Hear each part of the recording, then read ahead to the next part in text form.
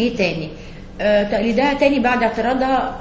هي ما اعترضتش اولاني عشان تاني، هي بس مره كانت معايا في برنامج ليالي السمر وطريقتها لي ان فيري نايس واي، يعني انه ميسي اديك انت شفتيني في الحقيقه، عليك شفتيني بالحقيقه، ما ترجعي تقلديني مره تاني هيك.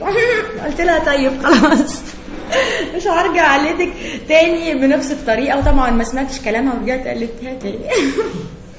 بس انا طبعا لازم اقول ان انا بكن كل الاحترام والتقدير لهيفا.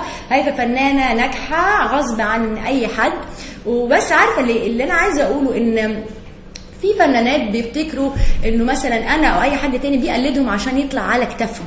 ده مش صح، لانه انا مثلا مش هطلع على كتف لو بقلد فنانه واحده بس ومركزه معاها كان ممكن ليها الحق انها تقول حاجه زي دي، ولكن انا قلدت فنانات كتير جدا جدا جدا جدا، فانا مش الهدف ان انا اتشهر